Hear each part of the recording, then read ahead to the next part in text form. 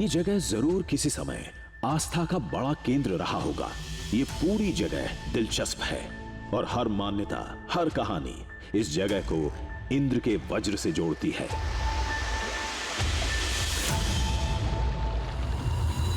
इससे हमारा भरोसा और पक्का हो गया। इंद्र वज्र को देखने की दिलचस्पी बढ़ती जा रही थी।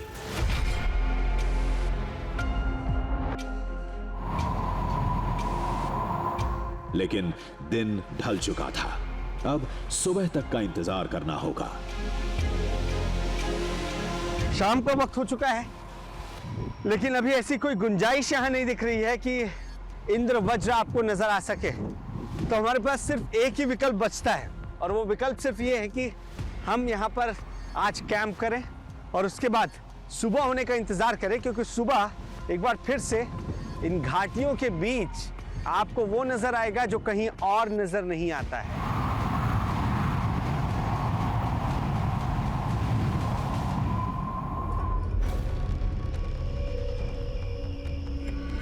सब कुछ अगले दिन के मौसम पर निर्भर करता है। आसमान में बादल छाए रहे, तूफान नहीं आया तो बात बन सकती है। सुबह इंद्रवज्र दिखने की उम्मीद ज्यादा रहती है। अब जो भी होगा कल देखा जाएगा।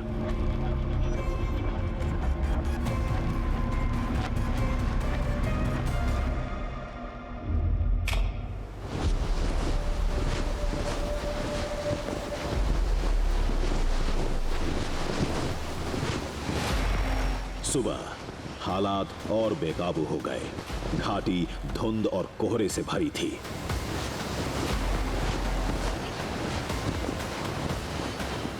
कुछ नहीं दिख रहा था और हवा तो मानो सब कुछ उड़ा ले जाने पर आमादा थी।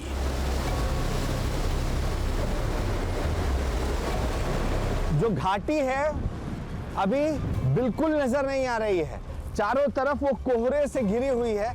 ये अर्ध चंद्राकार बहुत बड़ी घाटी है, लेकिन ये कोहरे से ढकी हुई है। हम यहाँ पर पहुंचे हुए हैं सुबह 5 बजे से।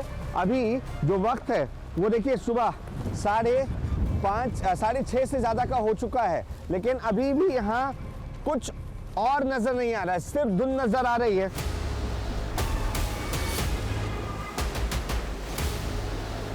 लेकिन इस मौसम में इंद्रवज्र दिखने की उम्मीद भी बढ़ जाती है। कोहरे की वजह से वातावरण में नमी थी। धुंध छटने के बाद अगर सूरज दिखा तो बात बन सकती है। हमें मालूम है कि जब बादल यहाँ पर होते हैं तो उम्मीदें कई गुना बढ़ जाती है इंद्रवज्र के दिखने की। तो अब इंद्रवज्र दिख सकता है कभी भी। एक और चीज, आप जब इन कुहासे या कोहरे के पास खड़े होते हैं, आप ये आम भाषा में कह सकते हैं कि बादल बहुत नीचे से होकर गुजर रहे हैं, तो इतनी तेज हवा के साथ घाटी में जब बादल गुजर रहे होते हैं तो ये अपने साथ पानी की बूंदें भी लेकर चल रहे हैं। वो आपको इस जैकेट में नजर नहीं आएगी, लेकिन नमी इतनी ज्यादा है कि आप पूरी तरीके से भीगा महसूस करते हैं। बादल और पानी दोनों मौजूद थे। हम मौसम साफ होने की दुआ कर रहे थे ताकि इंद्रवज्र का अद्भुत दृश्य दिख सके। कहते हैं पूरे भारतवर्ष में केवल इसी जगह पर इंद्रवज्र नजर आता है। हमारी निगाह पूरी घाटी पर थी। पता नहीं किस कोने में कब वो आकृति दिख जाए। हवा थोड़ी और तेज हुई। धीरे धीरे धुंध छटने लगी थी।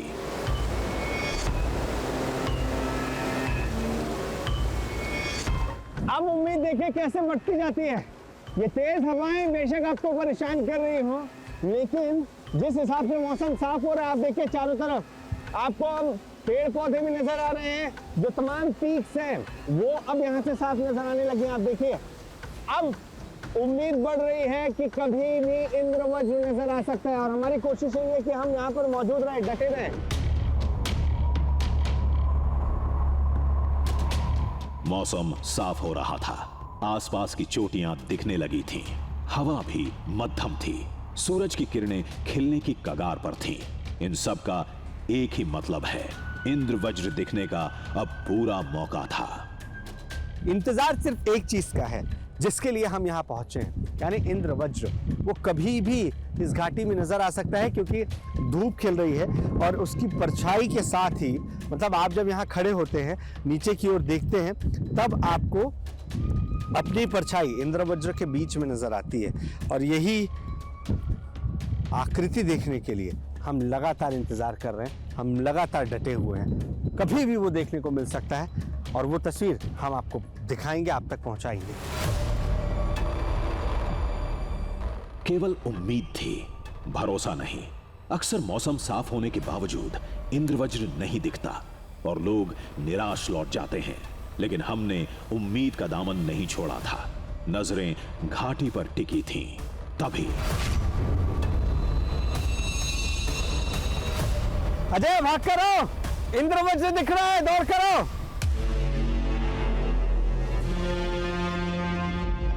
हम जहां खड़े थे उसके ठीक नीचे गहराई में एक आकृति दिखी, गोल, बिल्कुल इंद्रधनुष जैसी।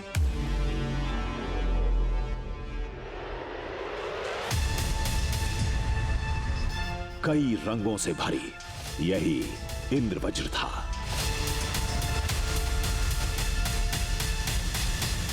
वो बहुत शानदार है, आपकी परछाई उसमें आपको नजर आती है और आपके चारों ओर एक प्रकाश, वो भी 7 रंगों से घिरा हुआ, यानी इंद्रधनुष पूरा सर्कल में जब नजर आता है आपके चारों तरफ, यह बहुत खूबसूरत है, बहुत ही ज्यादा।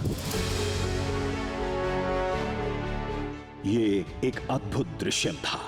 इंद्रवज्र के बीच में खुद की परछाई भी दिख रही थी और अच्छे से देखना चाहते थे, लेकिन आगे बढ़ने में खतरा था।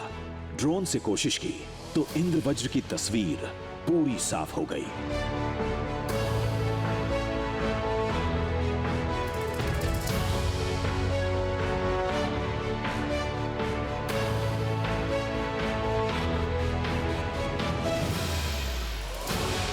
लोग इसी को इंद्रवज्र कहते हैं। इंद्र के वज्र के आकार से जोड़ते हैं। न जाने कितने किस्से हमने सुन रखे थे, अब वो इंद्रवज्र हमारे सामने था।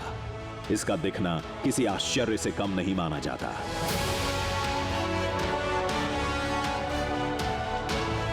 सुबह 5 बजे से हम यहाँ बैठे हुए हैं और तकरीबन 9 बजे का वक्त जब ये इंद्रवज्र ठीक मेरे सामने है, और वाकई ये बहुत अद्भुत अनुभूति है क्योंकि आपकी परछाई बीच में पड़ती है और चारों तरफ एक घेरा आपको नजर आ रहा है, और ये भी 7 रंगों का घेरा है। ऐसा लगता है कि जिंदगी के तमाम रंग समेटे हुए ये आपको कोई संदेश दे रहा है। ये आपके हर थकान का जवाब है।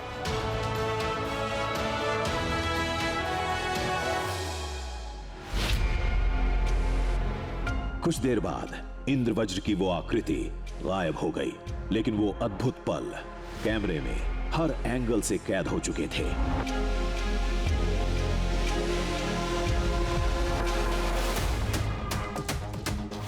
कहते हैं ये इंद्रवज्र पूरे भारतवर्ष में केवल इसी जगह पर दिखता है, हरिश्चंद्रगढ़ के पहाड़ से, इसी पॉइंट पर।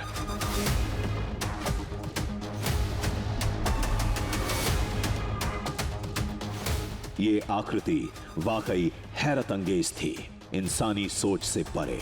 कुछ लोग इसे इंद्रधनुष का नाम देते हैं। देखने में दोनों सतरंगी होते हैं, लेकिन आकृति में बहुत फर्क होता है और ये अंतर साफ नजर आता है। अब सवाल ये खड़ा होता है, हमें जो दिखा वो क्या था? इंद्रवज्र जिसे लोग पुराणों से जोड़ते हैं, या कुछ और? अब इस कुछ और में ही इस तस्वीर का दूसरा पहलू छिपा था।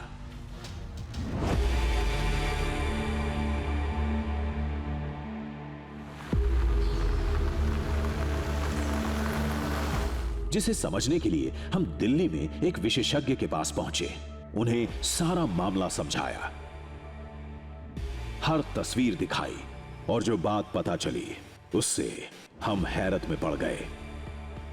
अगर हम ऊपर जाएंगे और 40 डिग्री नीचे भी हम देख पाएं, 40-42 डिग्री, हाँ अभी तो हम ऊपर ही देख पाते हैं ना, तो अगर नीचे भी देख पाएं बादलों में तो वो पूरा का पूरा गोल चक्कर वो ऐसा नज़र आएगा।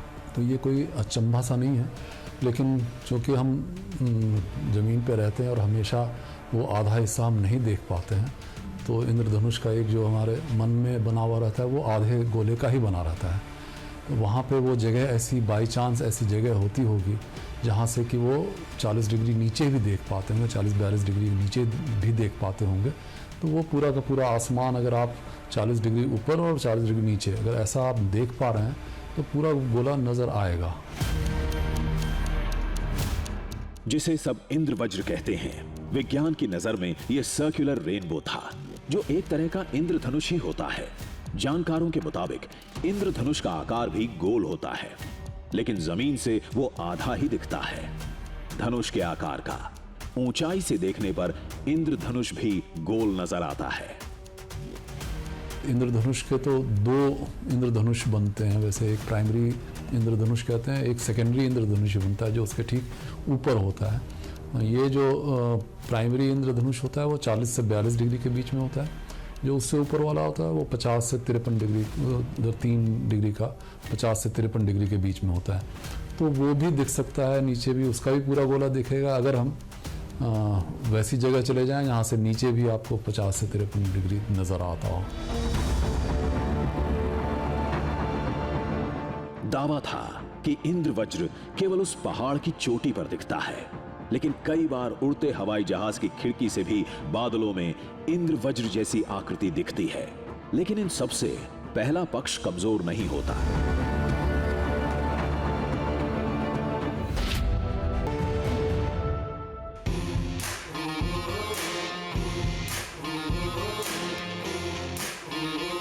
दरिया में झांकेंगे, पर्वत को नापेंगे, बांधेंगे धरती को अंबर की डोरों से, सूरज के चेहरे से पर्दा हटाना है, तूफान आंधी को भी अब चीर के जाना है, कुदरत की मुट्ठी से अब छीन लाएंगे हम, कुदरत की मुट्ठी से